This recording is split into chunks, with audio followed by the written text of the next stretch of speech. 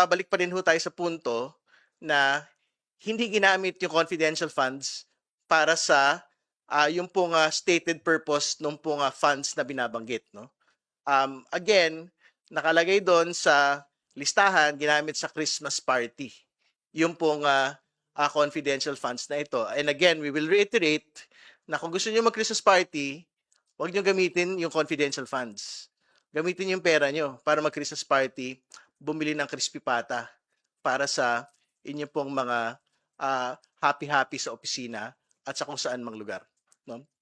Yun po yung dagdag na punto. And very important, yung fact na even if ulit-ulitin ho natin na hindi, ginamit naman para sa mga supposed confidential activities, ito pong mga bagay na ito, yung pong fact na binigay yung confidential funds sa mga non-organic OVP at DepEd personnel, Mr. Lachica, Mr. Nolasco, doon pa lang po mismo nagkaroon na ng misuse ng confidential funds. No?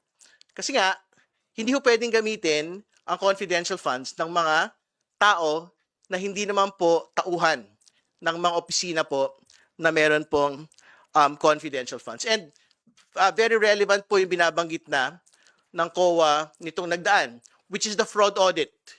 So ibig sabihin, this is an entirely separate discussion already doon po sa level po ng Commission on Audit. And it is something that we would support. Kasi nga, nakita ho natin, ang sabi ho ni Ms. Del Campo, hindi pa saradong-sarado kahit meron pong credit memorandum pong inilabas. No? So, pagka nagkaroon po ng fraud audit, particularly para silipin pa ho further kung paano nga ho ba winaldas ito pong pera na ito.